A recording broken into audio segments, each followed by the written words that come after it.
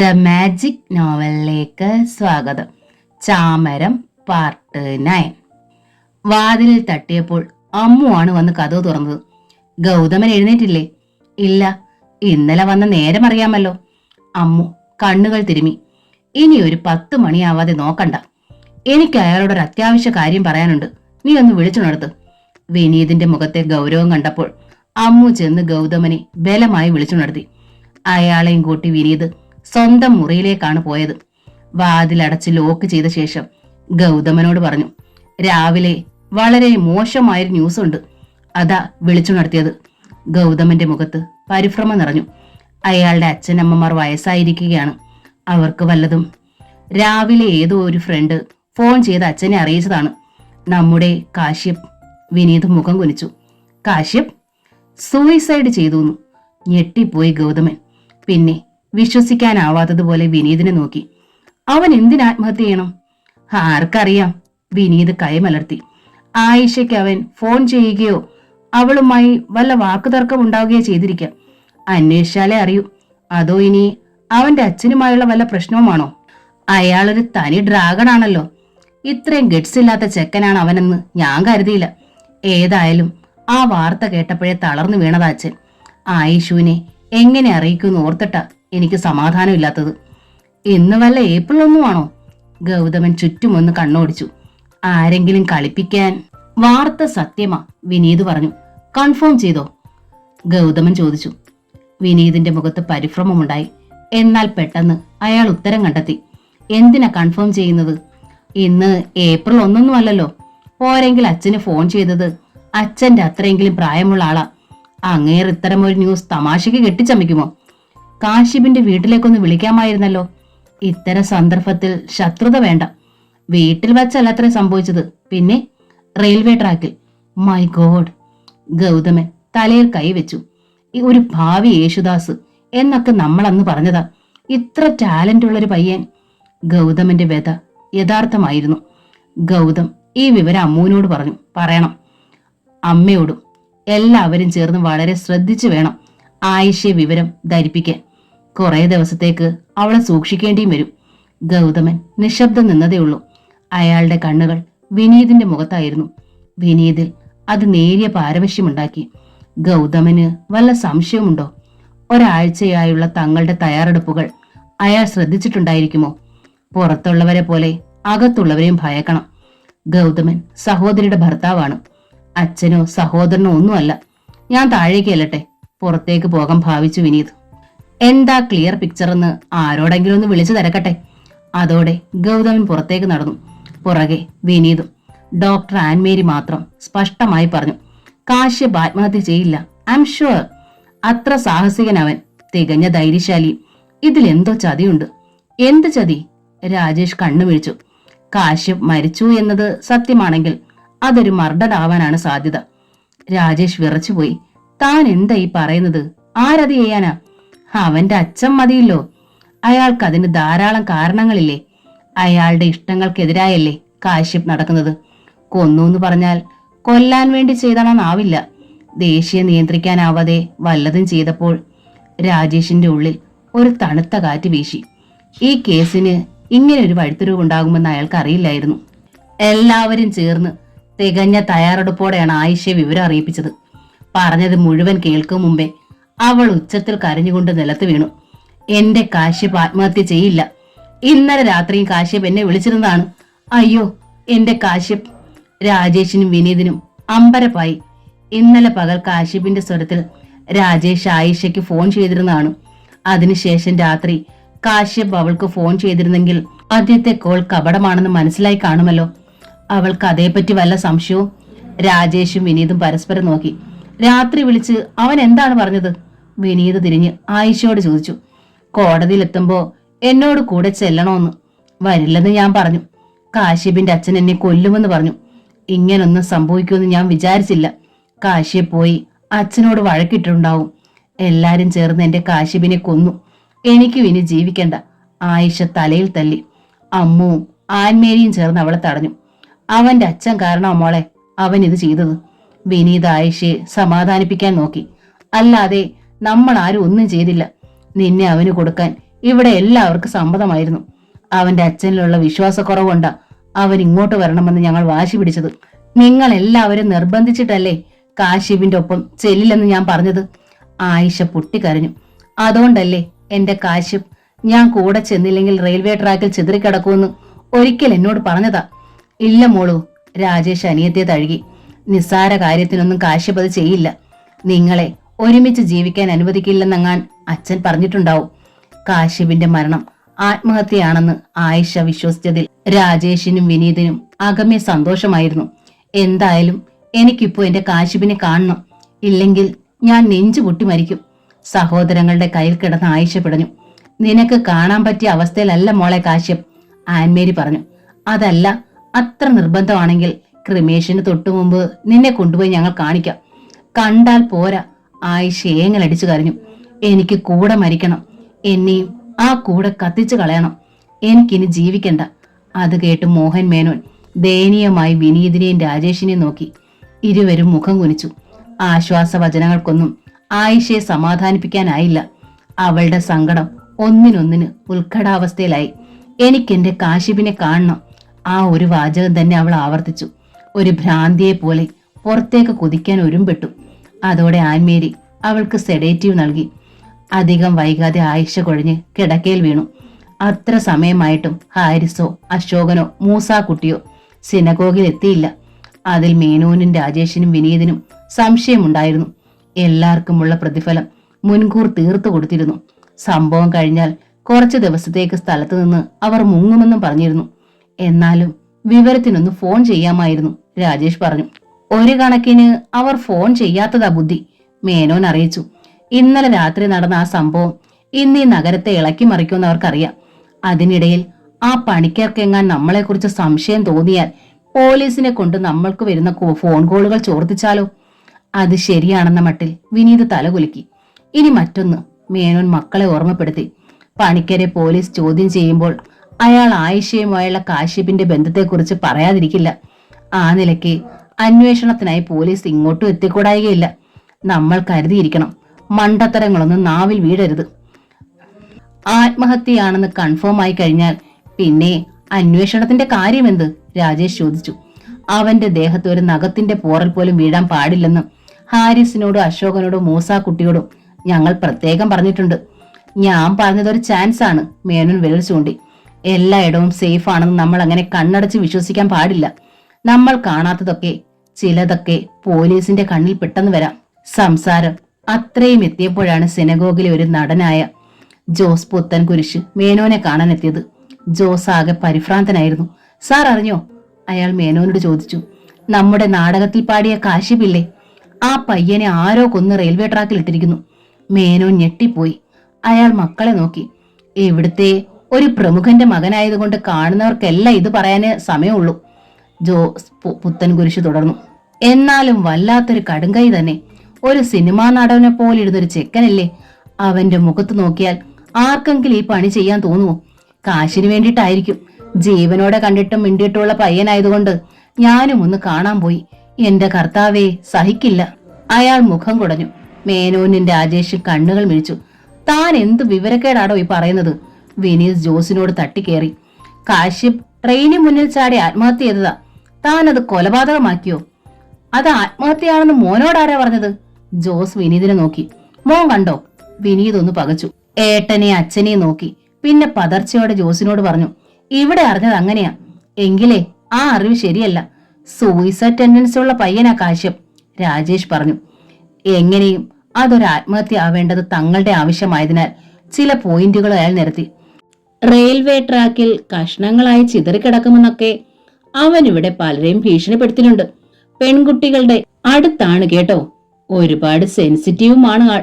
ഒക്കെ ശരി, സമ്മതിച്ചു. ജോസ് പുത്തൻകുരിശ് തലയാട്ടി. മേനോനിൽ വീണ്ടും ഞെട്ടൽ. അയാൾ രാജേഷിനെയും വിനീതിനെയും നോക്കി. ശരീരമാസകലം പെട്രോൾ ഒഴിച്ച് കത്തിച്ച് മുഖവും ദേഹവും തിരിച്ചറിയാൻ വയ്യാതാക്കിയോ? വിനീത് ജോസിനോട് ചോദിച്ചു. കണ്ടിട്ടാണോ താൻ പറയുന്നത്? ഞാൻ കണ്ടു, ജോസ് പറഞ്ഞു. വിശ്വാസം ആവണില്ലെങ്കിൽ വിനീത് ചെന്നൊന്ന് കാണ്. ഒന്ന് അവിടം വരെ പോകേണ്ട കടമയുണ്ടല്ലോ. ഒന്നിലധികം ബന്ധങ്ങളുണ്ടല്ലോ നിങ്ങൾ തമ്മിൽ. കരിഞ്ഞ മാംസ കഷ്ണങ്ങൾ ട്രാക്കിൽ ചിതറിക്കിടക്കുക. ശബ്ദിക്കാനാവാതെ നിന്നുപോയി വിനീത്. തിരിച്ചറിയാൻ വയ്യാത്ത വിധം മുഖവും ദേഹവും കത്തിക്കരിഞ്ഞെങ്കിൽ പിന്നെങ്ങനെ അത് കാശ്യപാണെന്ന് നിങ്ങൾ തിരിച്ചറിഞ്ഞത്? മോഹൻ മേനോന്റെ ബുദ്ധി ഉണർന്നു. ഷർട്ടിന്റെ പാന്റിന്റെ അവശിഷ്ടങ്ങളുണ്ടല്ലോ, അതൊക്കെ കാശ്യപ് തലേ രാത്രി ധരിച്ചിരുന്നതാണെന്ന് അച്ഛൻ പണിക്കര് വന്ന് തിരിച്ചറിഞ്ഞു. വിജയെ പോലെയായിരുന്നു ജോസിന്റെ മറുപടി. പിന്നെ കാശ്യപിന്റെ കഴുത്തിലെ മാല, അതിൽ കോർത്തിരുന്ന ആലില ഉരുകിപ്പോയത്രേ. ഇന്നലെ വൈകുന്നേരം ക്ലബിൽ പോയ കാശ്യപാണെങ്കിൽ തിരിച്ചെത്തിയിട്ടുമില്ല. തളർച്ചയോടെ മോഹൻ മേനോൻ പിന്നോട്ട് ചാഞ്ഞു. ജോസ് തിരികെ പോയതും രാജേഷും വിനീതും ബൈക്കും എടുത്തുപോയി ശവം കണ്ടു.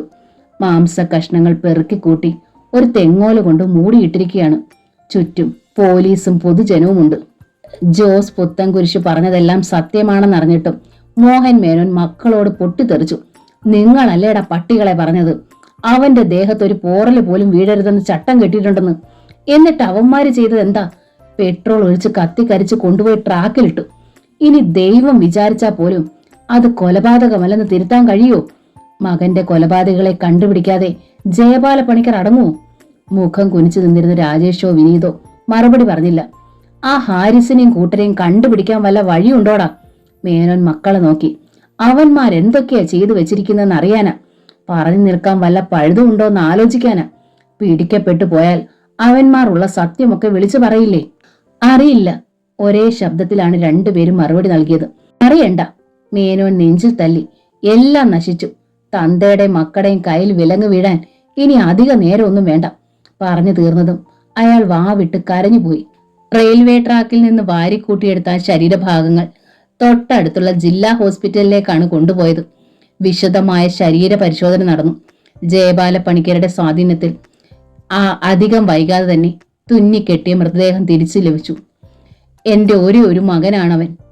അതുകൊണ്ട് ജാത്യാചാര പ്രകാരം ചന്ദന ചിതയിൽ ദഹിപ്പിക്കാനുള്ള ഒരു അനുവാദം തരണം. ഉന്നത പോലീസ് ഉദ്യോഗസ്ഥന്മാരോട് ജയപാല പണിക്കർ കണ്ണീരോടെ അപേക്ഷിച്ചു. തീർച്ചയായും. പോലീസ് മേധാവി തലകുലുക്കി. കേസിന് ആവശ്യമായ സർവ്വരേഖകളും ഞങ്ങൾ എടുത്തു കഴിഞ്ഞു. ഇനി നിങ്ങളുടെ ഇഷ്ടാനുസരണം എന്ത് വേണമെങ്കിലും ആവാം.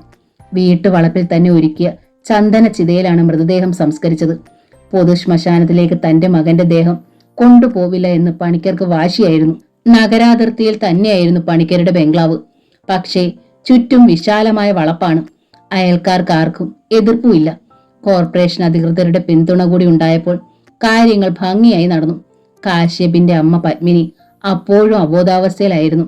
കാശ്യപിനെ കാണണമെന്ന് പറഞ്ഞ് മുറവിളി കൂട്ടിയിരുന്ന ആയിഷ സെഡേഷനിലും. ആളുകൾക്കിടയിൽ വെച്ച് ജയപാല പണിക്കർ പല കുറി പൊട്ടിക്കരഞ്ഞു. മകനെ സംബന്ധിച്ച ചോദ്യങ്ങൾക്കും കരച്ചിൽ മാത്രമായിരുന്നു മറുപടി. എന്റെ എല്ലാം നഷ്ടപ്പെട്ടു. വളരെ അടുപ്പമുള്ളവരുടെ മുന്നിൽ മാത്രം അയാൾ ഹൃദയം തുറന്നു. ഞാൻ ഇനി എന്തിനു ജീവിക്കണം? പണിക്കരെ ആശ്വസിപ്പിക്കാൻ മിത്രങ്ങളുടെ കയ്യിൽ വാക്കുകളില്ലായിരുന്നു. അയാളുടെ ദുഃഖം അത്ര വലുതാണെന്ന് അവർക്കറിയാം. പൊതുവെ ധീരനും എന്തിനും പോന്നവനുമായി വാഴ്ത്തപ്പെട്ടിരുന്ന പണിക്കർ ഇത്ര പാവമാണോ എന്ന് പലരും അതിശയിച്ചു. ഒറ്റ മോനല്ലേ, എങ്ങനെ സഹിക്കും? മറ്റ് ചിലർ സഹതപിച്ചു. ശവസംസ്കാരത്തിന് ശേഷം പണിക്കർ അല്പം ഒന്ന് ശാന്തനായി എന്ന് തോന്നിയതോടെയാണ് അന്വേഷണത്തിനായി പോലീസ് സമീപിച്ചത്. ഷിബിന്റേത് ഒരു കൊലപാതകമാണെന്ന് താങ്കൾക്ക് ഉറപ്പുണ്ടല്ലോ അല്ലേ? അന്വേഷണ ഉദ്യോഗസ്ഥൻ ചോദിച്ചു. കൊലപാതകമല്ലെന്ന് നിങ്ങൾ കരുതുന്നുണ്ടോ? പണിക്കർ മറു ചോദ്യം അയച്ചു. സമർത്ഥനായ കൊലപാതകിയുടെ കയ്യിലെ പണത്തിൽ ഭ്രമിച്ച് എന്റെ മകൻ ആത്മഹത്യ ചെയ്തതാണെന്ന് തിരുത്തി പറയാനും ഇവിടുത്തെ പോലീസ് മടിക്കില്ലെന്നറിയാം. ധാർമ്മിക രോഷം കൊണ്ടെന്നോണം ആ കണ്ണുകൾ ചോന്നു. പക്ഷേ ജയപാലൻ വിടില്ല. ഒരേ ഒരു മകൻ നഷ്ടപ്പെട്ട ഒരു അച്ഛന്റെ നെഞ്ചിലെ തീയുടെ ചൂട് നിങ്ങൾക്കറിയില്ല. സങ്കടം കൊണ്ടാണ് പണിക്കർ പൊട്ടിത്തെറിക്കുന്നതെന്ന് പോലീസ് ഉദ്യോഗസ്ഥർ കരുതി. അയാളുടെ വാക്കുകളിലെ അഹമ്മതി അവർ പോർത്തു. പോരെങ്കിൽ പണിക്കരുമായി അടുത്ത ബന്ധം പുലർത്തുന്നവരാണ് ഉയർന്ന പോലീസ് ഉദ്യോഗസ്ഥരിൽ പലരും. താങ്കൾക്കാരെങ്കിലും സംശയം? അന്വേഷണ ഉദ്യോഗസ്ഥൻ പണിക്കരെ നോക്കി. സംശയമല്ല, ഉറപ്പാണ് എനിക്കുള്ളത്. ജയപാല പണിക്കർ പല്ലുകൾ ഞെരിച്ചു. എന്തുറപ്പ്? എന്റെ മകനോട് ഒരാൾക്കു മാത്രമേ ശത്രുതയുള്ളൂ. മേനോൻ ആൻഡ് മേനോ ഡ്രാമ സെനഗോ ഉടമ മോഹൻ മേനോന്. മോഹൻ മേനോൻ എന്തിനു നിങ്ങളുടെ മകനോട് ശത്രുത പുലർത്തണം? എല്ലാം പണിക്കരുടെ നാവിൽ നിന്ന് കേൾക്കാൻ വേണ്ടിയുള്ള ചോദ്യമാണ്. എന്റെ മകനും മേനോന്റെ മകളും തമ്മിൽ പ്രേമമായിരുന്നു. അതിന് മേനോൻ എന്തിനു ശത്രുവാകണം? നിങ്ങളെ പോലൊരു വ്യക്തിയുമായി ബന്ധുത കൂടുന്നത് മേനോനും ഗുണമുള്ള കാര്യമല്ലേ? അതോ നിങ്ങൾ ആ ബന്ധത്തിനെതിരായിരുന്നോ? സത്യം പറയാലോ, ചാരു കസേരയിലേക്ക് പണിക്കർ ചാഞ്ഞു കിടന്നു. ആ ഒരു നാടകക്കാരന്റെ മകളെ മരുമകളാക്കാൻ ആദ്യമൊന്നും എനിക്ക് ഇഷ്ടമേ അല്ലായിരുന്നു. പോലീസ് ഉദ്യോഗസ്ഥർ ആ വാചകം പ്രത്യേകം കുറിച്ചു. ആ സ്ഥിതിക്ക് നിങ്ങൾ അച്ഛനും മകനും തമ്മിലല്ലേ ശത്രുതയുണ്ടാകേണ്ടത്? അങ്ങനെയൊരു സംശയം നിങ്ങളെ അടുത്തറിയാവുന്നവർക്കിടയിൽ പ്രചരിച്ചിട്ടുണ്ടല്ലോ. നോ, തടയും പോലെ പണിക്കർ വലത് കൈ ഉയർത്തി. ഞങ്ങളെ അടുത്തറിയാവുന്നവരാരും അങ്ങനെ സംശയിക്കുകയില്ല. ഇഷ്ടമില്ലാതിരുന്നിട്ടും എന്റെ മകന്റെ സന്തോഷം മാത്രം കണക്കിലെടുത്ത് ആ വിവാഹത്തിന് സമ്മതം മൂളിയവനാ ഞാൻ. ഇൻവിറ്റേഷൻ കാർഡ്സ് അടിച്ചു. വധുവിനണിയാനുള്ള ആഭരണങ്ങൾ മുഴുവൻ എടുത്തത് ഞാനാ. ഇപ്പോഴും അതെന്റെ ലോക്കറിലുണ്ട്. ആഭരണങ്ങൾ കാണണ്ട, പക്ഷേ ആ ഇൻവിറ്റേഷൻ കാർഡ് ഒന്ന് കാണണം. സ്ഥലം സർക്കിൾ ഇൻസ്പെക്ടറാണ് ആവശ്യപ്പെട്ടത്. അദ്ദേഹത്തിന്റെ സുപ്പീരിയേഴ്സും രംഗത്തുണ്ടായിരുന്നു. പണിക്കർ ആ കല്യാണ ക്ഷണക്കത്തുകൾ കെട്ടോടെ എടുത്ത് മേശപ്പുറത്തിട്ടു. ഇതൊന്നും വിതരണം ചെയ്തില്ലേ? ഇല്ല. ഇതില് തീയതി കഴിഞ്ഞല്ലോ. എന്തേ ആ വിവാഹം നടക്കാതിരുന്നത്? മോഹൻ മേനോൻ ആ വിവാഹത്തിനെതിരായിരുന്നു. അപ്പോ അയാളുടെ സമ്മതമില്ലാതെയാണോ നിങ്ങൾ ഈ ക്ഷണക്കത്തുകൾ അച്ചടിപ്പിച്ചത്? സമ്മതത്തോടെ തന്നെയാ, പക്ഷേ പിന്നീട് അയാൾ തിരിഞ്ഞു. എന്തിന്? സിനഗോഗിന്റെ നാടകങ്ങളുടെ പ്രധാന ആകർഷണമാ ആ പെണ്ണ്. അവളിങ്ങ് പോന്നാൽ പിന്നെ അയാൾ കുഴയും. കല്യാണം കഴിഞ്ഞാൽ പിന്നെ നാടകത്തിൽ അഭിനയിക്കാൻ ഞാൻ സമ്മതിക്കുവോ? സമ്മതിക്കില്ലെന്ന് നിങ്ങൾ അയാളോട് പറഞ്ഞോ? പറഞ്ഞോ എന്ന് ചോദിച്ചാൽ പറയേണ്ട ഒരു സാഹചര്യം വന്നു. ഒരു കണക്കിന് അയാൾ തന്നെ ഉണ്ടാക്കിയ സാഹചര്യമാ. എന്തായിരുന്നു അത്? കല്യാണം കഴിഞ്ഞ് ആ പെൺകുട്ടിയെ വീട്ടിലേക്ക് അയക്കാതിരിക്കാൻ വേണ്ടി അയാൾ ഒരു അടവിറക്കി. ഇവിടെ വന്ന് താമസിച്ചാൽ ഞാൻ ആ കുട്ടിയെ ഉപദ്രവിക്കുമെന്ന്. ആ കുട്ടിയെ ഞാൻ കൊല ചെയ്യാൻ ശ്രമിച്ചു എന്ന് കള്ളക്കഥകളും ചമച്ചുണ്ടാക്കിയത് തന്നെയാണോ അത്? അതേന്ന് തെളിഞ്ഞില്ലേ ഇപ്പോ? അയാളുടെ മകൾക്ക് ഇതുവരെ ഒരു അപകടവും പിണഞ്ഞില്ലല്ലോ. പകരം എന്റെ മോനല്ലേ കൊല ചെയ്യപ്പെട്ടത്? പോലീസിന്റെ ചോദ്യങ്ങൾക്ക് യാതൊരു പതർച്ചയും കൂടാതെയാണ് ജയപാലപ്പണിക്കർ ഉത്തരങ്ങൾ നൽകിയത്. ഒരിടത്ത് പോലും ആ ഉത്തരങ്ങൾ പിഴച്ചില്ല. ഒരു ചോദ്യത്തിനും അയാൾക്ക് ഉത്തരം മുട്ടിയതുമില്ല. പോലീസിന് ജയപാലപ്പണിക്കരെ വിശ്വസിക്കേണ്ടി വന്നു. ഞങ്ങൾക്ക് മനസ്സിലാവാത്തത് മോഹൻ മേനോൻ എന്തിന് കാശിബിനെ കൊല്ലണമെന്നാണ്. ഡിവൈഎസ്പിയുടേതായിരുന്നു അന്വേഷണം. അതാണ് ഞാൻ പറഞ്ഞു വരുന്നത്. പണിക്കർ ഒന്നിളകിയിരുന്നു. ആയിഷയെ ഞാൻ കൊല്ലാൻ ശ്രമിച്ചു എന്ന് പറഞ്ഞപ്പോ മേനോനുമായി ഞാൻ തെറ്റി. ഇരുകൂട്ടരും സംബന്ധിച്ചുള്ള കല്യാണം വേണ്ടാന്ന് വെച്ചു. എന്റെ മകൻ വിളിക്കുമ്പോ ആയിഷ ഇറങ്ങി വന്നാൽ അവരുടെ കല്യാണം നടത്തി കൊടുക്കാമെന്ന് ഞാൻ പറഞ്ഞു. അതോടെ മേനോൻ ആ കുട്ടിയെ വീട്ടുതടങ്കലിലാക്കി. ചോദ്യം ചെയ്താൽ കിളി പറയും പോലെ അവൾ തന്നെ പറയുമല്ല. എന്നിട്ട് തൽക്കാലം താങ്കൾ പറഞ്ഞാൽ മതിയാകും. എന്നിട്ടെന്താ? എനിക്ക് വാശിയായി. കാശ്യപിനെ കൊണ്ട് ഞാൻ ഹേബിയസ് കോർപ്പസ് ഫയൽ ചെയ്യിച്ചു. നീക്കക്കള്ളിയില്ലാതായി മേനോന്. മകൾ കാശ്യപിനൊപ്പം പോന്നാൽ നാടക സമിതി പൊളിയും. മോഹൻ മേനോന്റെ സെനഗോഗ് വെറും ശവകുടീരമാകും. ഇവിടെയാൾ അറ്റകൈ പ്രയോഗിച്ചു. എന്റെ മകനെ ഞാനത് പ്രതീക്ഷിച്ചില്ല.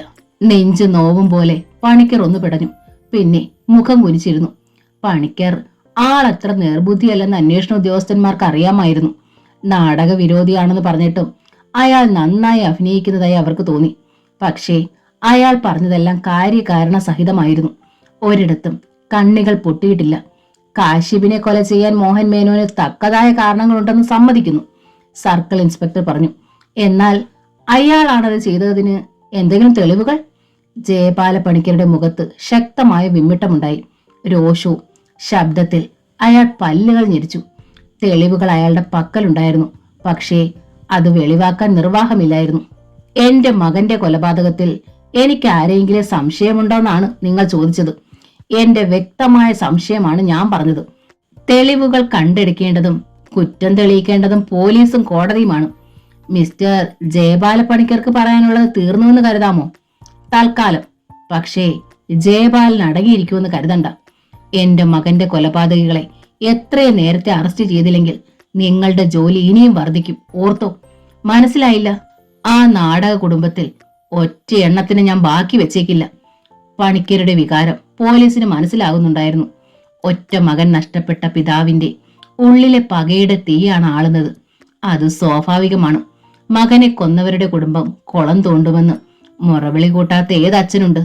അതുകൊണ്ട് അയാൾ ആരെയെങ്കിലും കൊല്ലുമെന്ന് കരുതണ്ട. പോലീസ് സംഘം നേരെ തിരിഞ്ഞത് മോഹൻ മേനോന്റെ നേർക്കായിരുന്നു. നാടകക്കാരനാണെങ്കിലും ജയപാലപ്പണിക്കരെ പോലെ തന്നെ കരുത്തനായ വ്യക്തിയാണ് മോഹൻ മേനോനും. സാമ്പത്തിക അവസ്ഥയിലും സ്വാധീന ശക്തിയിലുമൊക്കെ ഏതാണ്ട് തൊട്ടു താഴെ തന്നെ അയാൾ നിൽക്കുന്നു. അയാളുടെ നാടകങ്ങൾ കണ്ടിട്ടുള്ളവർ ആ ബുദ്ധിവൈഭവത്തെ വാഴ്ത്താതിരിക്കില്ല. ജനത്തിന്റെ അപ്പോഴുള്ള വികാരത്തെ തൊട്ടറിയാനും അങ്ങേയറ്റം അവരെ തൃപ്തിപ്പെടുത്താനും കഴിയുന്ന കലാകാരൻ. ഒരു വിഡ്ഢിത്തം അയാളിൽ നിന്ന് പ്രതീക്ഷിക്കാൻ വയ്യ. കാശ്യപ് കൊല ചെയ്യപ്പെട്ടാൽ ആദ്യം പോലീസ് സംശയിക്കുക മോഹൻമേനോന് തന്നെയാണ്. വിശേഷിച്ചും ആ ഹേബിയസ് കോർപ്പസ് ഹർജി നിലനിൽക്കുമ്പോൾ. കേസ് കോടതിയിലെത്താൻ പോകുന്നതേയുള്ളൂ. അതിനു മുമ്പേ ഹർജിക്കാരൻ കൊല ചെയ്യപ്പെട്ടാൽ താൻ കുടുങ്ങുമെന്ന് മോഹൻമേനോൻ അറിയാതെ വരുമോ? പോലീസ് തന്നെ തേടിയെത്തും മുമ്പേ മുൻകൂർ ജാമ്യത്തിന് വേണ്ടി മേനോൻ ശ്രമിച്ചു നോക്കി. പക്ഷേ മേനോന് ജാമ്യം നിഷേധിക്കപ്പെട്ടു. അതിന് സ്പഷ്ടമായ കാരണവുമുണ്ടായിരുന്നു. വ്യക്തമായ തെളിവുകളോടെ കൊലപാതകിയായി സംശയിക്കപ്പെടുന്ന ഒരാൾക്ക് ജാമ്യം ലഭിച്ചാൽ കുൽസിത മാർഗങ്ങൾ കണ്ടെത്തി കേസിനെ വഴിതിരിക്കാൻ അയാൾ ശ്രമിച്ചു വരും. മേനോനാണെങ്കിൽ ചില ഉന്നത പോലീസ് ബന്ധങ്ങളുമുണ്ട്. കൊലപാതകം നടന്ന രാത്രിയിലാണെങ്കിൽ മേനോന് നാടകമുണ്ടായിരുന്നു. എന്നാൽ അയാൾ സ്റ്റേജിൽ പ്രത്യക്ഷപ്പെട്ടില്ല. അയാൾക്ക് പകരമായി സ്റ്റെപ്പിനെയാണ് അഭിനയിച്ചത്. മേനോൻ വീട്ടിലുണ്ടായിരുന്നു എന്ന സ്വന്തം വീട്ടുകാരുടെ മൊഴി വിശ്വസിക്കാനും പറ്റിയില്ല. മാനസികമായും ശാരീരികമായും സുഖമില്ലെന്നായിരുന്നു മേനോൻ പറഞ്ഞത്.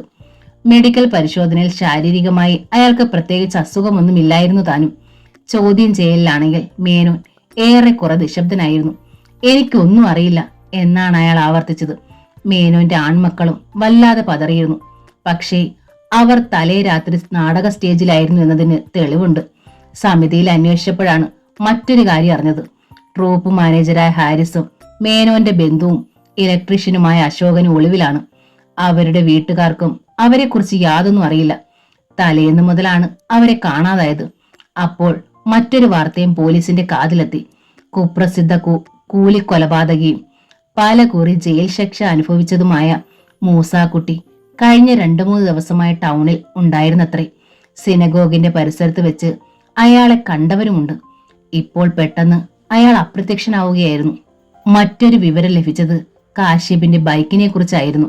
ഹോട്ടൽ ചൈത്ര നികുഞ്ചത്തിന്റെ റിസപ്ഷനോട് ചേർന്നുള്ള ഗാരേജിൽ ആ ബൈക്ക് സുരക്ഷിതമായിരിക്കുന്നു. അതിനർത്ഥം ബൈക്കിലല്ല കാശ്യപ് ഹോട്ടലിൽ നിന്ന് മടങ്ങിയത് എന്നാണ്. ഒന്നുകിൽ ഹോട്ടലിൽ വെച്ചാകാം ആ ദുരന്തം സംഭവിച്ചത്, അല്ലെങ്കിൽ ഹോട്ടലിൽ നിന്ന് മറ്റാരെങ്കിലും അവന് ലിഫ്റ്റ് കൊടുത്തിരിക്കാം. ആ വഴിക്കുള്ള അന്വേഷണത്തിനിടയിൽ കാശ്യപിന്റെ വീടിനടുത്തുള്ള റെയിൽവേ ക്രോസിനോട് ചേർന്ന് തട്ടുകട നടത്തുന്ന ചന്ദ്രശേഖരിൽ നിന്ന് ഒരു പ്രധാന വിവരം കൂടി ലഭിച്ചു. കൊല നടന്നുവെന്ന് കരുതപ്പെടുന്ന രാത്രി ഏതാണ്ട് 9 മണിയോടെ ചന്ദ്രശേഖരൻ കാശ്യപിനെ അശോകന്റെ ഓട്ടോറിക്ഷയിൽ കണ്ടത്രേ. അശോകൻ ഓട്ടോറിക്ഷ ഓടിക്കുന്നവനല്ല, ഡ്രാമ സിനഗോഗിലെ ഇലക്ട്രീഷ്യനാണ്. എങ്കിലും വല്ലപ്പോഴും ഒരു സുഹൃത്തിന്റെ വണ്ടിയിൽ അയാൾ പകരക്കാരനാകാറുണ്ട്. കാശ്യപിനെ താൻ ആ വണ്ടിക്കുള്ളിൽ വ്യക്തമായി കണ്ടോ? പോലീസ് ചന്ദ്രശേഖരനെ ചോദ്യം ചെയ്തു. വ്യക്തമായി കാണാൻ ഒരു കാരണമുണ്ടായി സാർ. എന്റെ കടയുടെ മുന്നിൽ അശോകൻ വണ്ടി നിർത്തി. നന്നായി തടിച്ച് തലയിൽ കെട്ടുള്ള ഒരാൾ വണ്ടിയിൽ കയറുകയും ചെയ്തു. അയാൾ കുപ്രസിദ്ധനായ മൂസാക്കുട്ടി ആകാമെന്ന് പോലീസ് സംശയിച്ചു. ആ തലക്കെട്ടുകാരനെ കണ്ടാൽ തനിക്ക് തിരിച്ചറിയാൻ കഴിയുമോ?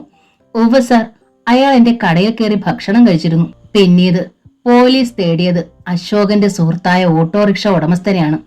പോലീസിനെ കണ്ടതോടെ ആ സാധു വല്ലാതെ വിരണ്ടുപോയി.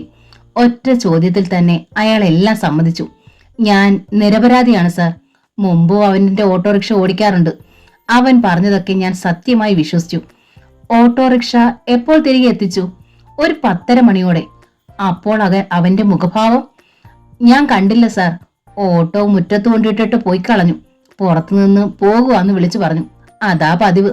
അതുകൊണ്ട് സംശയമൊന്നും തോന്നിയില്ല. അശോകന്റെ ഭാര്യയെ ചോദ്യം ചെയ്തതോടെ തങ്ങളുടെ സംശയം ഏറെക്കുറെ സത്യമാണെന്ന് പോലീസിന് വ്യക്തമായി. പിന്നെ ശങ്കിച്ചില്ല.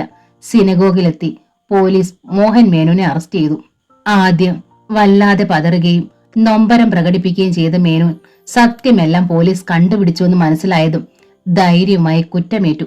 ഞാനാണത് ചെയ്തത്. ചെയ്തു എന്ന് പറഞ്ഞത് തെറ്റ്, ചെയ്യിച്ചു. അന്വേഷണ ഉദ്യോഗസ്ഥൻ തിരുത്തി. അങ്ങനെയെങ്കിൽ അങ്ങനെ. മേനോൻ മുഖം കുനിച്ചു. അങ്ങനെ സമ്മതിച്ചാൽ പോരാ. നടന്നതാണ് ഞങ്ങൾക്ക് അറിയേണ്ടത്. നിങ്ങൾക്കുടെ മക്കൾക്കുള്ള റോളും. എന്റെ മക്കൾക്കാർക്കും ഇതിലൊരു റോളുമില്ല. ഞാനാണ് എല്ലാം ചെയ്യിച്ചത്, ഞാൻ മാത്രം. ഈ ചോദ്യങ്ങൾ വേണ്ട, ശിക്ഷ മതി. മേനോൻ മുഖം പൊത്തിപ്പിടിച്ചു. ആ തലയിലെ വിക്ക് പോലീസ് പറിച്ചെടുത്തു. മുഖത്തുനിന്ന് കൈകൾ പിടിച്ചകറ്റി. ഇരു കവിളിലും കനത്ത കൈകൾ മാറി മാറി പതിച്ചു. ചോദ്യങ്ങൾ ആരംഭിക്കുന്നതേ ഉള്ളൂ.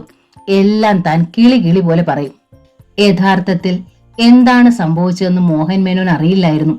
മക്കളായ രാജേഷും വിനീതും ചേർന്നാണ് അങ്ങനെ ഒരു പദ്ധതിക്ക് രൂപം കൊടുത്തത്. അവർക്ക് അങ്ങനെ ഒരു ആശയം നൽകിയത് തങ്ങളുടെ മാനേജരായ ഹാരിസും. ഹാരിസ് ആയിരുന്നു ചുമതലക്കാരൻ. ഇലക്ട്രീഷ്യനായ അശോകനെയും സംഘത്തിൽ ചേർത്തത് ഹാരിസാണ്. മൂസ കുട്ടിയെ വിളിച്ചു വരുത്തിയതും അയാളാണ്. അവസാനമായി സംഘത്തിൽ ചേർന്ന നസറുദ്ദീനെയാണെങ്കിൽ മേനോനോ മക്കളോ കണ്ടിട്ടുമില്ല. എല്ലാം അറിയാമായിരുന്നെങ്കിലും ആ രാത്രിയിൽ എന്തൊക്കെയാണ് സംഭവിച്ചതെന്ന് രാജേഷിനും വിനീതിനും പോലും നിശ്ചയമില്ല. സംഭവത്തിന് ശേഷം ഹാരിസിനെയോ അശോകനെയോ മൂസ കുട്ടിയോ ഒന്നും അവർ കണ്ടിട്ടില്ല. യഥാർത്ഥത്തിൽ ആ കൂലി കൊലപാതകികളുടെ സംഘം മേനോൻ കുടുംബത്തോട് കടുത്ത ചതിയാണ് കാണിച്ചത്. ആത്മഹത്യയുടെ ഛായ നൽകി വേണം കാശ്യപിനെ കൊല്ലാനെന്നാണ് നിർദ്ദേശിച്ചിരുന്നത്. അവന്റെ ദേഹത്തൊരു പോറൽ പോലും ഏൽക്കരുതെന്ന് പ്രത്യേകം ഓർമ്മപ്പെടുത്തിയിരുന്നു. എന്നിട്ടും പൈശാചികമായൊരു കൊലപാതകത്തിന്റെ മുഴുവൻ തെളിവുകളോടെയാണ് അവർ അത് നിർവഹിച്ചത്. പ്രതിഫലം മുഴുവനായി പറ്റിയിരുന്നതിനാൽ അവർക്കിനി മേനോനെയോ മക്കളെയോ കാണേണ്ട കാര്യവുമില്ല. പോലീസ് കേരളം മുഴുവൻ അരിച്ചു പിറക്കി. അവരിൽ ആരുടെ ഒരു പൊടി പോലും കിട്ടിയില്ല. ആ ക്രൂരകൃത്യത്തിന് മൗനസമ്മതമേ മേനോൻ നൽകിയുള്ളൂ. മനസ്സിൽ വേണ്ട എന്നായിരുന്നു. പ്രത്യേകിച്ചും അവസാന നിമിഷങ്ങളിൽ ആയിഷ നഷ്ടപ്പെടരുതെന്നേ വിചാരിച്ചുള്ളൂ. അവൾ പോയാൽ സിനഗോഗ് ഇല്ലാതാവും, തങ്ങളുടെ കുടുംബവും. അവളുടെ ജീവൻ നഷ്ടപ്പെടുമോ എന്നതിലായിരുന്നു ഏറ്റവും ഭയം. മകളുടെ ജീവൻ നഷ്ടപ്പെടാതിരിക്കാൻ മറ്റൊരു ജീവനെ അവഗണിച്ചു. കുറ്റവാളികളെ കണ്ടുകിട്ടാതെ തന്നെ എല്ലാം പോലീസിന് മനസ്സിലായി. തെളിവുകൾ സർവവും മേനോനെതിര്. അതുകൊണ്ടാണ് അയാൾ രണ്ടാമതൊന്നും ആലോചിക്കാതെ പോലീസ് ആരോപിച്ച കുറ്റമെല്ലാം സ്വയം ഏറ്റത്. തന്റെ മക്കളെ രക്ഷിക്കാനും ആ ഒറ്റ വഴിയെ കണ്ടുള്ളൂ. കുടുംബത്തിൽ മറ്റാരും അറിയാതെയാണോ നിങ്ങൾ ഇതൊക്കെ പ്ലാൻ ചെയ്തത്? പോലീസിന് വിശ്വസിക്കാനായില്ല. അതെ, മേനോൻ പറഞ്ഞു. മക്കൾ അറിഞ്ഞാൽ സമ്മതിക്കില്ലെന്ന് എനിക്ക് ഉറപ്പുണ്ടായിരുന്നു. പിടിക്കപ്പെട്ടാൽ അവരുടെ ഭാവി പോവില്ലേ? സഹോദരി പോയാൽ അവർക്കെന്ത്? എനിക്ക് മാത്രമല്ലേ നഷ്ടം? ഞാൻ അച്ഛനല്ലേ? കൃത്യം ചെയ്യാൻ ഹാരിസിനെ ചുമതലപ്പെടുത്തിയത് നിങ്ങൾ തന്നെയാണോ? അതെ, മേനോൻ സമ്മതിച്ചു. ബാക്കിയെല്ലാം ഹാരിസ് ആണ് ചെയ്തത്. കൂലിക്കൊലപാതകികൾക്ക് നൽകിയ പ്രതിഫലവും അയാൾ വ്യക്തമാക്കി. നാളെ ഹാരിസോ അശോകനോ മൂസാക്കുട്ടിയോ പിടിയിലായാൽ രാജേഷിനും വിനീതിനും ഈ കേസിലുള്ള ഉത്തരവാദിത്വം പുറത്താകും. അത് ഓർത്ത് മാത്രമാണ് മേനോൻ വിഷമിച്ചത്. മേനോൻ കുറ്റമേറ്റതിൽ മക്കൾക്കും മറ്റ് അഭ്യുദയകാംക്ഷികൾക്കും എതിർപ്പുണ്ടായിരുന്നു. ചില ഉന്നതരുടെ ശ്രമത്തിൽ മേനോൻ ഒടുവിൽ ജാമ്യം ലഭിച്ചു. കുറ്റം ചെയ്തത് നിങ്ങൾ തന്നെ ആയാലും യാതൊരിടത്തും നിങ്ങൾ അത് സമ്മതിക്കാൻ പാടില്ലായിരുന്നു. ബന്ധുവായ പോലീസ് ഓഫീസർ പോലും കുറ്റപ്പെടുത്തി. ഞങ്ങൾക്ക് ആർക്കെങ്കിലും നിങ്ങളെ രക്ഷിക്കാനാവണമെങ്കിൽ രക്ഷപ്പെടുമെന്ന വിശ്വാസത്തോടെ നിങ്ങൾ ഉറച്ചു നിൽക്കണം. ഇതിപ്പോൾ നിങ്ങൾ തന്നെ നിങ്ങൾക്കുള്ള കൊലക്കയർ പിരിക്കുക. എന്റെ മക്കളെ രക്ഷിക്കാൻ വേണ്ടിയാ ഞാൻ കുറ്റമേറ്റാൽ പിന്നെ അവർ കൂടുതൽ ചെയ്യില്ലല്ലോ എന്നോർത്ത് മേനോൻ പറഞ്ഞു. പക്ഷേ മക്കളാണ് മോഹൻ മേനോനെ കൂടുതൽ വിമർശിച്ചത്. അച്ഛൻ ഞങ്ങളെ അപകടത്തിലാക്കുക ചെയ്തത്. ഇപ്പോ തന്നെ നികൃഷ്ടനായൊരു മനുഷ്യന്റെ മക്കളായ ഞങ്ങളെ ലോകം കാണുന്നത്. രാജേഷ് ആരോപണം ഉയർത്തി.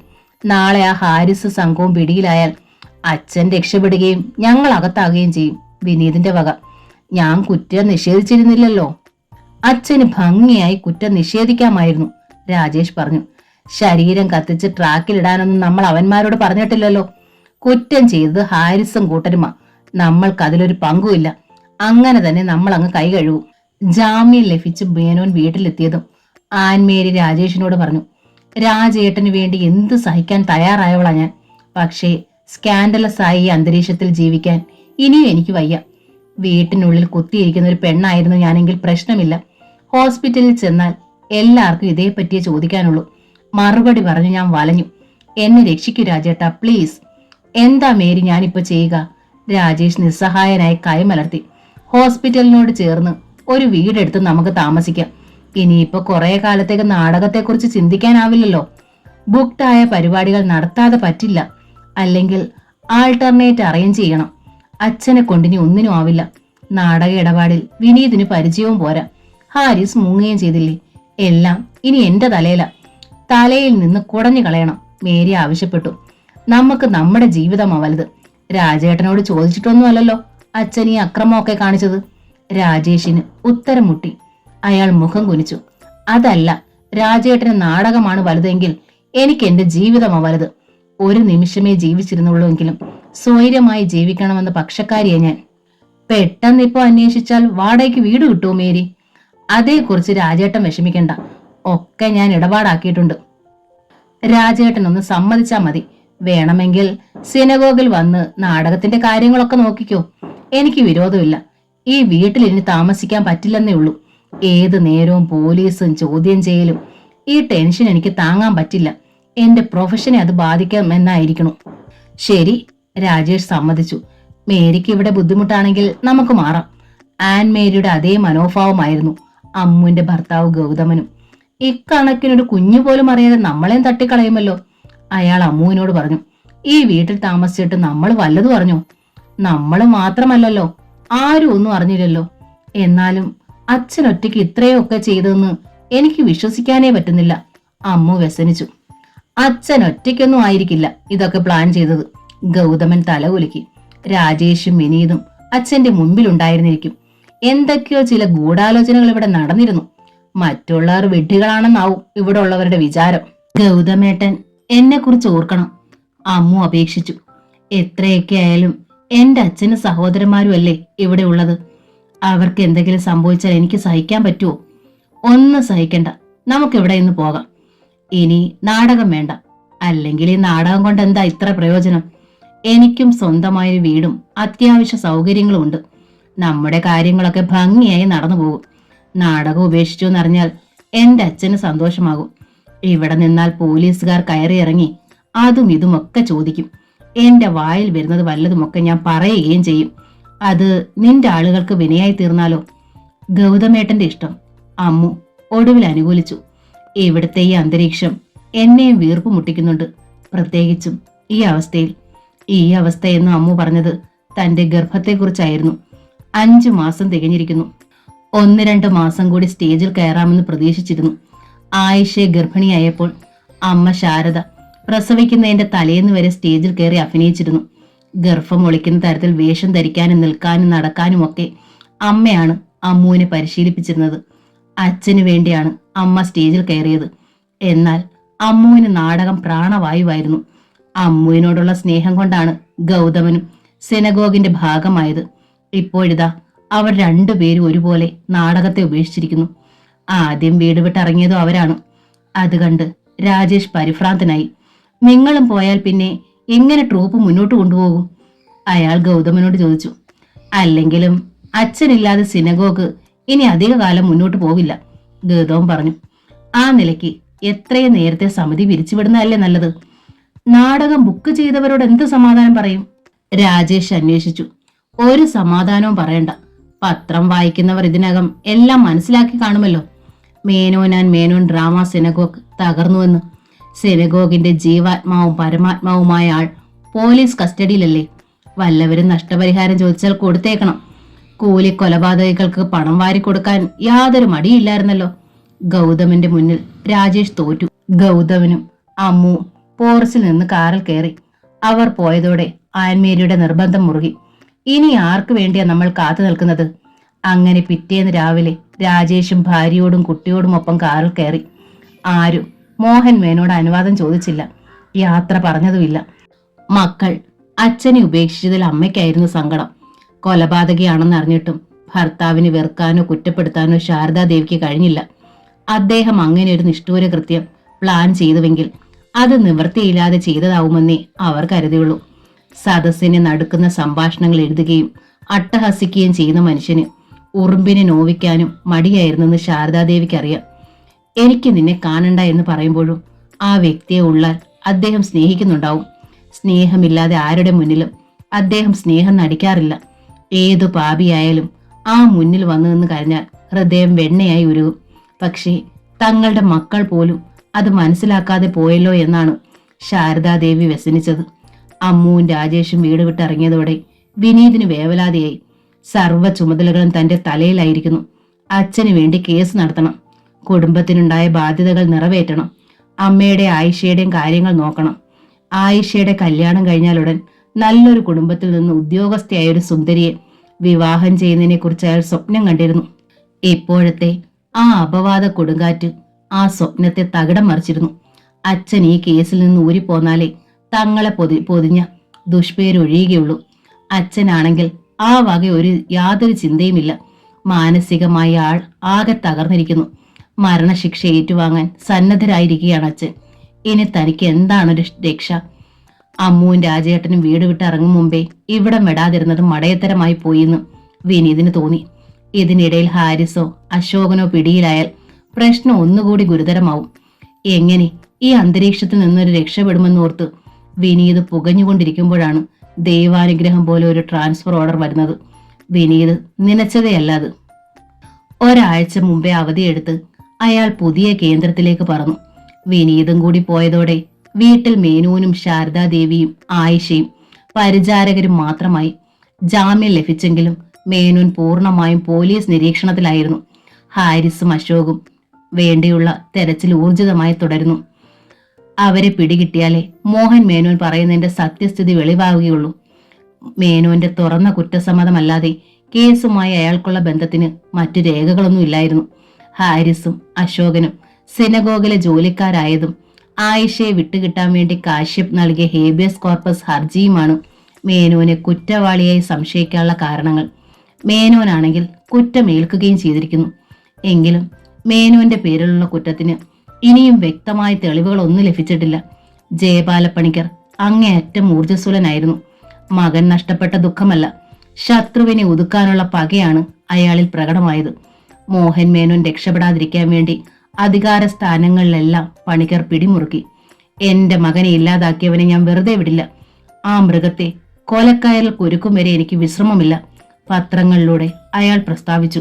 ഏട്ടന്മാരും ഏട്ടത്തിയും വീട് വിട്ടു പോകും വരെ ആയിഷ സ്വന്തം കിടക്കറയിൽ പരിപൂർണ സംരക്ഷണയിലായിരുന്നു. ക്ഷോഭമുണ്ടായാലുടനെ ആൻമേരി അവൾക്ക് സെഡേറ്റീവ് നൽകിമായിരുന്നു. എല്ലായ്പ്പോഴും 2-3 പേർ മുറിയിൽ അവൾക്ക് കാവലുണ്ടാകുമായിരുന്നു. എന്നാൽ വിനീത് കൂടി വീട് വിട്ടു പോയതോടെ പരിചാരകലല്ലാതെ ആരും അവളെ ശ്രദ്ധിക്കാനില്ലാതെയായി. ശാരദാദേവിയും സദാ കിടക്കയിലായിരുന്നു. മോഹൻ മേനോനാണെങ്കിൽ താഴെ ഇരിപ്പ് മുറിയിൽ തന്നെയായി ഇരിപ്പും കിടപ്പും. മുകളിലേക്ക് മകളെ കാണാൻ വരാറേയില്ല. സെഡേഷനിലല്ലാത്തപ്പോൾ ആയിഷ ഉച്ചത്തിൽ കരഞ്ഞുകൊണ്ട് പുറത്തേക്കോടും. വെപ്പുകാരി അവളെ പിടിച്ച് മുറിക്കുള്ളിലിട്ട് പൂട്ടും. പരസ്പര ബന്ധമില്ലാതെയാണ് പലപ്പോഴും ആയിഷ സംസാരിച്ചിരുന്നത്. ഒരു ഉന്മാദിനിയുടെ അവസ്ഥ. എനിക്ക് എന്റെ കാശ്യപിനെ കാണണം. എന്റെ കാശ്യപ് മരിച്ചിട്ടില്ല. ഞാൻ ആ ബൈക്കിന്റെ ശബ്ദം ഇപ്പോഴും കേട്ടതാണ് അവൾ പുലമ്പും. കാശ്യപ് കൊലപാതകത്തെ സംബന്ധിച്ച വാർത്തകൾ അച്ചടിച്ചു വന്ന പത്രങ്ങളൊന്നും ആയിഷയുടെ കണ്ണിൽപ്പെടാതെ എല്ലാരും സൂക്ഷിക്കാറുണ്ട്. കാശ്യപ് മരിച്ചിട്ടില്ല എന്ന് ചിലപ്പോൾ പറയുന്ന ആയിഷ എന്തിന് കാശ്യപ് ഇത് ചെയ്തു എന്ന് മറ്റു ചിലപ്പോൾ കേഴാറുണ്ട്. കാശ്യപ് ആത്മഹത്യ ചെയ്തു എന്ന ധാരണയായിരുന്നു അവളുടെ ബോധ മനസ്സിൽ ഉറപ്പിച്ചിരുന്നത്. എന്നാൽ ഒരു ദിവസം ഒരു പത്രക്കഷ്ണം അവളുടെ കയ്യിൽ കിട്ടി. അത് പിച്ച് ചീന്തി എറിഞ്ഞിട്ട് ഭ്രാന്തിയെ പോലെ അവൾ താഴേക്ക് ഓടിയിറങ്ങി. ഇരിപ്പ് മുറിയിലെ ചാരു കസേരയിൽ മലർന്നു കിടന്നിരുന്ന മോഹൻ മേനോന്റെ കഴുത്തിൽ അവൾ കുത്തിപ്പിടിച്ചു. കൊല്ലു, ഞാൻ ദുഷ്ട, നീ എന്റെ കാശ്യപിനെ കൊല്ലുകയായിരുന്നു അല്ലേ? ഇപ്പോ എനിക്കെല്ലാം മനസ്സിലായി. നിന്നെ കൊന്ന് ഞാനും ചാവും. സ്വന്തം ശിരസുകൊണ്ട് ആയിഷ അച്ഛന്റെ ശിരസിൽ ഞാൻ ഇടിച്ചു. മോഹൻ മേനോൻ അനങ്ങിയില്ല. വെപ്പുകാരിയും ഡ്രൈവറും കൂടി ഓടിയെത്തി ആയിഷയെ പിടിച്ചു മാറ്റി. അച്ഛന്റെയും മകളുടെയും മുഖങ്ങൾ ചോരയിൽ കുതിർന്നിരുന്നു. അപ്പോഴും ആയിഷ അലറി, കൊല്ലു ഞാൻ, കൊല്ലു ഞാൻ. 4-5 പേർ ചേർന്ന് പിടിച്ചിട്ടും ആയിഷ ഒതുങ്ങിയില്ല. അവളുടെ മനസ്സിന്റെ സമനില തെറ്റിയിരിക്കുന്നുവെന്ന് എല്ലാവർക്കും ബോധ്യമായി. അതോടെ ഡ്രൈവർ പോയി തൊട്ടടുത്ത ക്ലിനിക്കിലെ ഡോക്ടറെ കൂട്ടിക്കൊണ്ടുവന്നു. മേനുവിന്റെയും ആയിഷയുടെയും മുഖങ്ങളിലെ മുറിവുകൾ ഡ്രസ്സ് ചെയ്തു ഡോക്ടർ. ആയിഷയെ ടൗണിൽ തന്നെയുള്ള പ്രസിദ്ധനായ ഒരു മനോരോഗ ചികിത്സകന്റെ അടുത്തേക്ക് റഫർ ചെയ്തു. എല്ലാം കണ്ടും കേട്ടും നിശ്ചലയിരുന്നതേ ഉള്ളൂ മോഹൻ മേനോൻ. അറസ്റ്റ് ചെയ്യപ്പെട്ടതോടെ മേനോനിൽ ഒരുപാട് മാറ്റങ്ങൾ സംഭവിച്ചു. കഷണ്ടി തലയിൽ സ്ഥിരമായി വില കൂടിയ വിദേശി വിഗ് ധരിച്ചിരുന്ന ആളാണ്. ചോദ്യം ചെയ്യലിനിടയിൽ പോലീസുകാരാണ് അത് വലിച്ചൂരിയത്.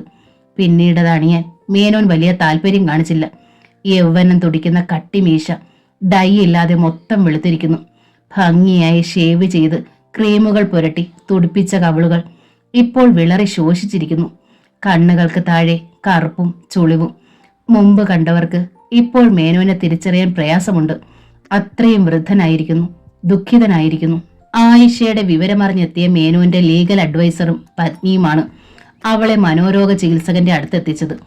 ഡോക്ടർ മോഹനചന്ദ്രന് ക്ലിനിക്കിനോടനുബന്ധിച്ച് ഒരു നഴ്സിംഗ് ഹോമും ഉണ്ടായിരുന്നു. ഈ സാഹചര്യത്തിൽ കുട്ടിയെ അഡ്മിറ്റ് ചെയ്യുന്നതാണ് നല്ലത്, ചെറുപ്പക്കാരനായ ഡോക്ടർ അറിയിച്ചു. എങ്കിലേ എനിക്ക് പേഴ്സണൽ അറ്റൻഷൻ നൽകാനാവും. ആയിഷയെ കൊണ്ടുചെന്നവർ അതിനോട് യോജിച്ചു. ചികിത്സാ ചെലവ് മോഹൻ മേനോനൊരു പ്രശ്നമല്ലായിരുന്നു. ശ്രദ്ധിക്കാനും ശുശ്രൂഷിക്കാനും കൂടെ ബന്ധുക്കളില്ലാത്ത കുറവേ ഉള്ളൂ. നേഴ്സിംഗ് ഹോമിലാണെങ്കിൽ പരിചയസമ്പന്നരായ ശുശ്രൂഷകരുണ്ടായിരുന്നു. ആയിഷയെ മെന്റൽ അസൈലത്തിൽ അഡ്മിറ്റാക്കിയതറിഞ്ഞ് ആകെ കാണാനെത്തിയത് രാജേഷ് മാത്രമാണ്. പക്ഷേ ഏട്ടനെ അവൾ തിരിച്ചറിഞ്ഞതേയില്ല. വീട്ടിൽ എല്ലാവരുടെയും ഓമനയായ കുട്ടിയുടെ ദാരുണാവസ്ഥ കണ്ട് രാജേഷിന് സഹിക്കാനായില്ല. കണ്ണീരോടെയാണ് അയാൾ മടങ്ങിയത്. ഡോക്ടർ മോഹൻ ചന്ദ്രൻ സ്വന്തം പ്രൊഫഷനിൽ സമർത്ഥനായിരുന്നു. സുമുഖൻ, അവിവാഹിതൻ, ഡോക്ടർ ആകും മുമ്പേ സമ്പന്നൻ. എങ്കിലും കണക്ക് പറഞ്ഞാൽ ഫീസ് വാങ്ങും. രോഗവിമുക്തി ഉറപ്പാണെന്ന് മാത്രം. നിസ്സാര കേസുകളൊന്നും അയാൾ സ്വീകരിക്കാറില്ല. തന്റെ മിടുക്ക് പ്രകടമാക്കാൻ അവസരം വേണം. നേഴ്സിംഗ് ഹോമിൽ അഡ്മിറ്റാക്കുന്ന രോഗികളെ തുടക്കത്തിൽ മരുന്നുകളോ ചികിത്സയോ നൽകാതെ നിരീക്ഷിക്കുകയുള്ളൂ മോഹനേന്ദ്രൻ. രോഗത്തെക്കുറിച്ച് വ്യക്തമായി മനസ്സിലാക്കിയ ശേഷമേ ചികിത്സ തുടങ്ങുകയുള്ളൂ. ഔഷധങ്ങൾ കഴിയുന്നത്ര ഒഴിവാക്കും. അതാണ് മോഹനചന്ദ്രന്റെ രീതി. മനോരോഗം എന്നൊന്നില്ല എന്നാണ് അയാൾ പറയുക. സാധാരണയിൽ നിന്ന് മാറിയൊരു മനോഭാവത്തെയാണ് രോഗമായി ചിത്രീകരിക്കുന്നത്. ആ മനോഭാവം അവനവനും അന്യർക്കും ഉപദ്രവമോ ശല്യമോ ആവുമ്പോൾ അത് മാറ്റിയെടുക്കേണ്ടത് അത്യാവശ്യമാകുന്നു. തന്റെ തകരാറ് രോഗി സ്വയം കണ്ടെത്തണം. സ്വമേധയാ അതിൽ നിന്ന് രക്ഷപ്പെടാൻ ശ്രമിക്കണം. തന്റേതൊരു രോഗമല്ല, മാറ്റിയെടുക്കാവുന്ന ഒരു ശീലക്കേട് മാത്രമാണെന്ന് മനസ്സിലാവുന്നത് രോഗിക്കൊരാശ്വാസമാണ്. ഈ ശീലക്കേടുകളെ പ്രത്യേകതരം പേരിട്ട് വിളിക്കുന്നത് തന്നെ വ്യക്തികളിൽ അമ്പരപ്പും ആശങ്കയും ഉണ്ടാക്കും. മോഹനചന്ദ്രന്റേത് സ്വയം ഡെവലപ്പ് ചെയ്ത അത്യാധുനിക ചികിത്സയാണ്. അതാണ് അയാളുടെ വിജയവും. തുടക്കത്തിൽ ആയിഷ മോഹനചന്ദ്രൻ ഒരു വലിയ തലവേദനയായിരുന്നു. എന്തു പറഞ്ഞാലും അനുസരിക്കില്ല, പെട്ടെന്ന് ക്ഷോഭിക്കും. എന്താണ് അവൾ അടുത്ത നിമിഷം ചെയ്യുകയെന്ന് പറയാനാവില്ല. എന്റെ കാശിബിനെ കൊന്നതാണ്. ഇടയ്ക്കിടെ അവൾ പുലമ്പും, എനിക്കും മരിക്കണം, ഇല്ലെങ്കിൽ എല്ലാവരെയും ഞാൻ കൊല്ലും. നോക്കൂ ആയിഷ, മോഹനചന്ദ്രൻ പറഞ്ഞു, കാശ്യപ് മരിച്ചു. കൊല ചെയ്യപ്പെട്ടത് തന്നെ ആവാം. കാശ്യപിനെ കൊന്നയാളെ ആയിഷയും കൊല്ലുന്നു. അതുകൊണ്ട് തനിക്ക് തന്റെ കാശ്യപിനെ തിരിച്ചു കിട്ടുമോ? അങ്ങനെ പ്രതീക്ഷിക്കുന്നുണ്ടോ? തുറച്ച മിഴികളോടെ ആയിഷ മോഹനചന്ദ്രനെ നോക്കി. ഇനിയിപ്പോൾ ആയിഷയ്ക്ക് സന്തോഷിക്കാൻ വക നൽകുന്ന ഒരു കാര്യമേ സംഭവിക്കാനുള്ളൂ. കാശ്യപിന്റെ കൊലപാതകി ശിക്ഷിക്കപ്പെടുക. ആയിഷയുടെ മുഖത്ത് നടുക്കമുണ്ടായി. വല്ലാത്ത വിമ്മിട്ടവും. എന്റെ അച്ഛനാണ് കാശ്യപിനെ കൊന്നതെന്ന് പറയുന്നു. ഏങ്ങി ഏങ്ങി അവൾ കരയാൻ തുടങ്ങി. കാര്യകാരണ സഹിതമാണ് അവൾ ചിന്തിക്കുന്നതെന്ന് മോഹനചന്ദ്രന് മനസ്സിലായി. അവളുടെ ദുഃഖം സ്വാഭാവികമാണ്. ആയിഷയ്ക്ക് ഭ്രാന്തൊന്നുമില്ല. അവൾ പ്രകടമാക്കുന്നത് വൈകാരികമായൊരു പൊട്ടിത്തെറിയാണ്. ആയിഷയുടെ സങ്കടം എനിക്ക് മനസ്സിലാവുന്നുണ്ട്, മോഹനചന്ദ്രൻ പറഞ്ഞു. കാശ്യപ് കൊല ചെയ്യപ്പെട്ടതുപോലെയുള്ള ഒരു അത്യാഹിതം തന്നെ. സ്വന്തം അച്ഛൻ ഘാതകനായതും. എന്തു ചെയ്യാം, രണ്ടും സംഭവിച്ചു കഴിഞ്ഞു. ഇത്തരത്തിലുള്ള സംഭവങ്ങൾ ലോകത്ത് ആദ്യമല്ലെന്ന് മാത്രം. ഇതിനെയെല്ലാം ഒരു നാടകത്തിലെ രംഗങ്ങളെന്നോണം സമചിത്തതയോടെ നമ്മൾ നേരിടേണ്ടിയിരിക്കുന്നു. നേരിടുക മാത്രമല്ല, അതുമായി പൊരുത്തപ്പെടുകയും ചെയ്യണം. ആയിഷ വേദനയോടെ മോഹനചന്ദ്രനെ നോക്കി. ഇനിയിപ്പോൾ ആയിഷയുടെ അച്ഛൻ ശിക്ഷിക്കപ്പെട്ടെന്ന് വരാം. കുറ്റവാളി ശിക്ഷിക്കപ്പെടേണ്ടത് സാമൂഹികമായൊരാവശ്യമാണല്ലോ.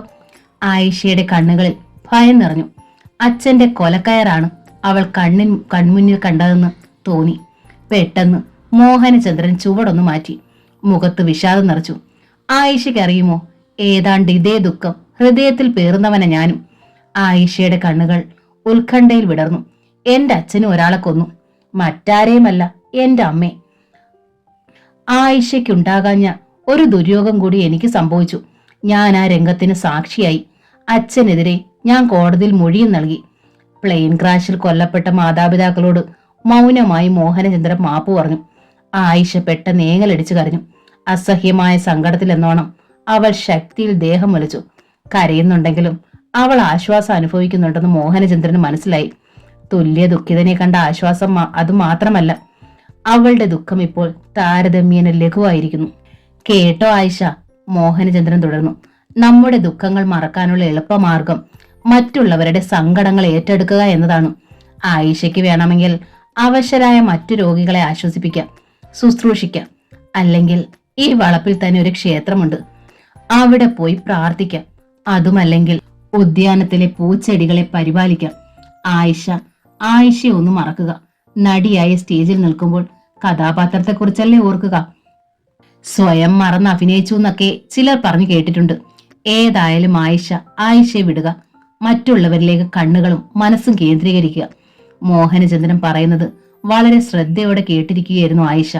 പഠിക്കാനായി നാം പാഠങ്ങൾ പഠിക്കുന്നതിലും എളുപ്പമായിരിക്കും മറ്റാരെയെങ്കിലും പഠിപ്പിക്കാനായി പഠിക്കുന്നത്.